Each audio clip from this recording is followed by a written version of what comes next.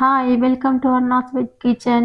Evening కాగానే ఏదో ఒక స్నాక్ అడుగుతుంటారు కదా. ఇంట్లో గోధుమ పిండి ఉన్నట్లయితే ఇలా మురుకులను చేసుకోండి. 20 days వరకు స్టోర్ చేసుకోవచ్చు. క్రిస్పీగా చాలా టేస్టీగా ఉంటాయి. ఇందుకోసము ముందుగా 1 కప్పు గోధుమ పిండిని తీసుకొని ఒక క్లాత్ లోకి వేసుకోవాలి. అదే కప్పుతో 1/2 కప్పు శనగపిండిని కూడా వేసుకొని ఒకసారి బాగా కలుపుకొని క్లాత్ ని దగ్గరికి చేసి మూటలాగా కట్టుకోవాలి. స్టవ్ మీద ఒక పాత్ర నుంచి వాటర్ని వేసి దానిపైన చిల్లుల ప్లేట్ని పెట్టి అందులో పిండిని కట్టుకున్న క్లాత్ని ఉంచి మూత పెట్టి హై ఫ్లేమ్ మీద 10 నిమిషాల పాటు ఆవిరికి కుక్ చేసుకోవాలి. వీడియోను స్కిప్ చేయకుండా చూసేయండి. మధ్య మధ్యలో చెప్పే టిప్స్ మిస్ అయ్యారంటే పర్ఫెక్ట్గా మురుకులను ప్రిపేర్ చేసుకోలేరు. 10 నిమిషాల తర్వాత క్లాత్ని బయటికి తీసి చల్లారనివ్వాలి. చల్లారిన తర్వాత క్లాత్ని ఓపెన్ చేసి లోపల ఉండే పిండిని క్రష్ చేసుకోవాలి. తర్వాత ఈ పిండిని జల్లెడలో వేసి లంప్స్ లేకుండా జల్లించుకోవాలి. ఈ వీడియోను చివరి వరకు చూసిన తర్వాత నేను చేసిన ఈ మురుకుల రెసిపీ మీకు నచ్చినట్లయితే లైక్ చేసి షేర్ చేయడం మర్చిపోవద్దు. చేత్తో కానీ స్పూన్తో కానీ స్మాష్ చేస్తూ జల్లించుకోండి.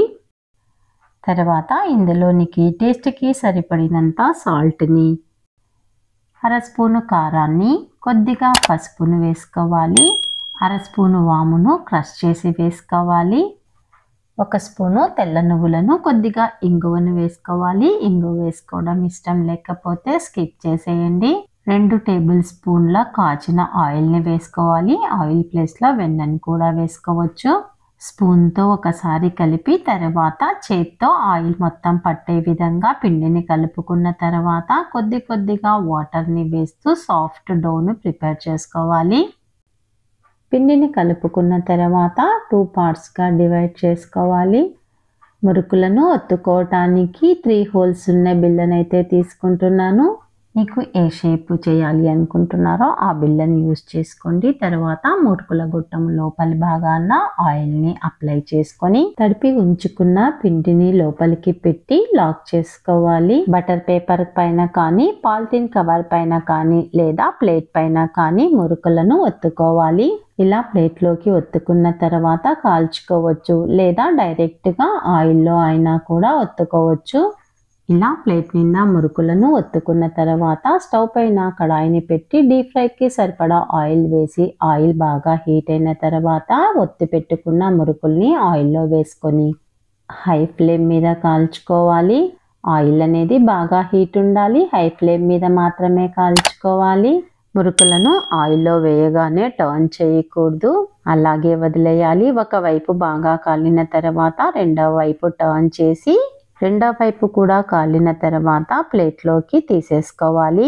ఆయిల్లో వేసిన మురుకులు కాలే లోపల ప్లేట్లో మరికొన్ని మురుకులను ఒత్తుకొని రెడీగా ఉంచుకోవాలి. ఇదే విధంగా మొత్తం పిండిని మురుకులుగా ఒత్తుకొని కాల్చుకోవాలి. చల్లారిన తర్వాత ఎయిర్టైట్ బాక్స్లో స్టోర్ చేసుకోవచ్చు. 20 days వరకు నిల్వ ఉంటాయి. లోపల గుల్లగా క్రిస్పీగా చాలా టేస్ట్గా ఉంటాయి. మరి ఇంకెందుకు ఆలస్యము, అన్నీ ఇంట్లో ఉండే ఇంగ్రీడియంట్సే కదా. ఒకసారి ఇలా ట్రై చేసి చూడండి. ఎలా వచ్చిందో నాకు కామెంట్ రూపంలో తెలియజేయండి. చాలా రకాల మురుకుల రెసిపీస్ నా ఛానల్లో పోస్ట్ చేశాను. ఆ లింక్స్ అన్నీ డిస్క్రిప్షన్లో ఇస్తాను. కావాల్సిన వాళ్ళు విజిట్ చేయండి. ఫస్ట్ టైం నా ఛానల్ని చూస్తున్న వాళ్ళు, ఇంతవరకు సబ్స్క్రైబ్ చేసుకొని వాళ్ళు సబ్స్క్రైబ్ చేసుకొని బెల్ సింబల్ని నొక్కి యాక్టివేట్ చేయండి.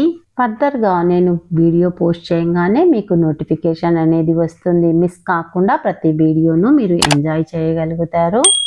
ఎంత క్రిస్పీగా వచ్చాయో క్రష్ చేసి చూపిస్తున్నాను చూడండి.